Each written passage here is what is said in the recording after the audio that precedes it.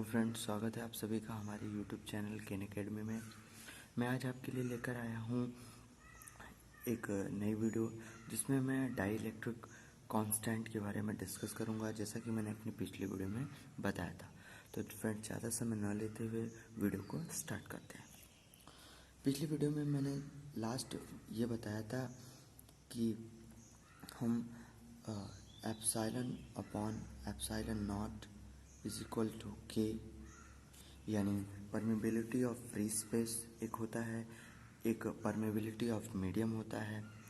उसके रेशियो को हम डाइलेक्ट्रिक कांस्टेंट कहते हैं। इसको permeability of free space, permeability of medium equal to K. इस के को जो है हम डाई इलेक्ट्रिक कांस्टेंट के नाम से जानते हैं, डाई इलेक्ट्रिक कांस्टेंट, जिसको हम परावैद्युत नियतांक कहते हैं।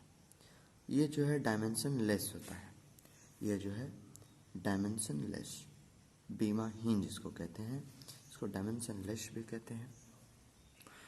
अच्छा, ये जो के होता है इसका यूज़ हम कूलॉम्स लॉ में करते हैं। जैसे F इज इक्वल टू हम जानते हैं कि होता है F is equal to 1/4 epsilon not के Q1 Q2 upon are square. तो उस के का वैल्यू क्या है, मतलब ये है कि वो जो प्रोसेस है वो कहाँ हो रहा है, वो जो है एयर में हो रहा है, वो वाटर में हो रहा है, या वो और कहीं हो रहा है। तो इसको हम जानने के लिए इस वीडियो को देखेंगे। तो अब हम जो है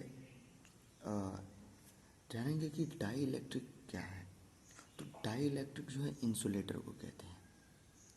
जो इंसुलेटर होता है उसको हम कहते हैं डाई इलेक्ट्रिक, माने इंसुलेटर जो होता है वही होता है हमारा डाई इलेक्ट्रिक। कुचालक को ही हम कहते हैं परावैद्युत। और एक चीज़ और आप ध्यान रखेंगे कि जो कूलॉम्स लॉ में 1/4 एप्सिलॉन नॉट होता है, उसका जो वैल्यू होता है वो 9 × 10⁹ होता है। और इसका यूनिट तो मैंने आपको बताया था कि किस प्रकार से आपको पता करना है। सिर्फ एप्सिलॉन नॉट के यूनिट को अपोजिट कर देना है, ठीक इसका जो है अपोज कर देना उल्टा, मतलब न्यूटन मीटर स्क्वायर पर कूलॉम स्क्वायर। अब ये जो डाई इलेक्ट्रिक कांस्टेंट होता है ये अलग अलग चीज़ों के लिए अलग अलग होता है। जैसे अगर आपसे कोई पूछे कि फ्री स्पेस के लिए, जिसको हम वैक्यूम कहते हैं, फ्री स्पेस के लिए के कितना होता है, तो आप बोलेंगे ए। यानी अगर प्रोसेस हवा में हो रहा है तो के का वैल्यू 1 पुट करेंगे। अदर सबस्टेंस, जैसे कोई अदर सबस्टेंस हो गया सबस्टेंस, तो हमेशा जो है हम के को ग्रेटर देन 1 करेंगे, 1 से अधिक मानेंगे। हमारे पास जो है अब आ जाए वाटर। अगर ये वाटर आ जाता है तब उसके लिए हम के की वैल्यू 81 मानेंगे, ये होता है। अगर हमारे पास कंडक्टर आ जाता है, जैसा कि आप जानते हैं कि डाई इलेक्ट्रिक जो है इंसुलेटर ही होता है, अब हमें दे दिया है कंडक्टर, तो कंडक्टर के लिए हम जो है के की वैल्यू इन्फिनिटी मानेंगे, इन्फिनिटी लेट करेंगे। तो ये हमारा होता है कुछ डाई इलेक्ट्रिक जो हमने इस वीडियो में देखा। अब हम कुछ कूलॉम्स लॉ के फैक्ट जानेंगे। Fact about Coulomb's law, fact about Coulomb's law. Coulomb law के बारे में जो फैक्ट है, सबसे पहला फैक्ट क्या है कूलॉम लॉ के बारे में, वो ये है कि जो कूलॉम्स लॉ के द्वारा जो फोर्स लगता है, जो इलेक्ट्रोस्टैटिक फोर्स लगता है कूलॉम्स लॉ में, वो एक कंजर्वेटिव फोर्स होता है। मतलब इलेक्ट्रोस्टैटिक फोर्स, स्टैटिक फोर्स, अब ये फोर्स कहाँ का है, कूलॉम्स लॉ का। इलेक्ट्रोस्टैटिक जो फोर्स होता है कूलॉम्स लॉ का, वो क्या होता है, conservative. Electrostatic force is conservative force, यानी कूलॉम के नियम का जो स्थिर वैद्युत बल होता है वो एक संरक्षित बल होता है, conservative force. Electrostatic force is conservative force in Coulomb's law. दूसरा हमारा क्या है फैक्ट? दूसरा ये है कि जैसे कूलॉम्स लॉ ने बताया था कि दो जो है हमारे पास जैसे कोई ऑब्जेक्ट है जिस पर Q1 Q2 चार्ज है, तो उसके बीच जो हमारा इलेक्ट्रिक फोर्स होता है उसको पता करने के लिए, इलेक्ट्रिक फोर्स के डायरेक्शन को पता करने के लिए कूलॉम ने लॉ को बनाया था। लेकिन इनके लॉ की कुछ लिमिटेशन होगी कि यहीं पर वो अप्लाई होगा।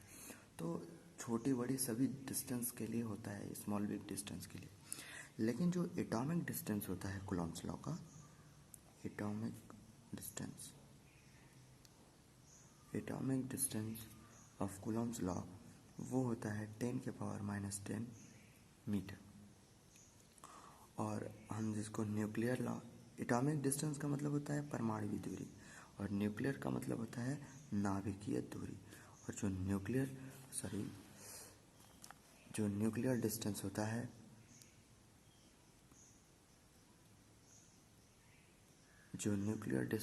है, वो होता है अप्रॉक्सीमेट 10⁻⁻15 मीटर। ये होता है कूलॉम्स लॉ में। कूलॉम्स लॉ को एटॉमिक डिस्टेंस के लिए इतना फॉलो हो सकता है, न्यूक्लियर डिस्टेंस के लिए इतना के लिए फॉलो हो सकता है। अब हम चलते हैं थोड़ा सा और आगे की तरफ। तीसरा पॉइंट देखेंगे,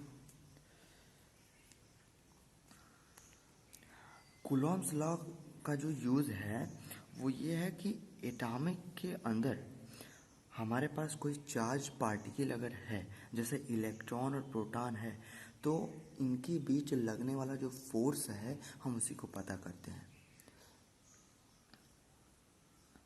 मतलब ये इलेक्ट्रॉन है हमारा, इलेक्ट्रॉन, और ये प्रोटॉन, और ये जो है किसी एटम के अंदर है, तो इनके बीच जो फोर्स लगेगा उस फोर्स को पता करने के लिए हम कूलॉम्स लॉ का यूज़ करते हैं। ये जो कूलॉम्स लॉ है उसका भी यूज़ करते हैं। अच्छा, इनका जो चौथा फैक्ट था वो क्या था कि जैसे ग्रेविटेशनल फोर्स को छोड़कर बाकी और भी यूनिवर्सल में जितने फोर्स हैं, जैसे हमारा सरफेस टेंशन हो गया, और हमारा श्यानता का हो गया, विस्कोसिटी का हो गया, तो ये सब फोर्स भी जो है हमारा इलेक्ट्रिक फोर्स होते हैं, और कूलॉम के नियम का ही एक फॉर्म होता है इसमें। ये इनका चौथा फैक्ट था।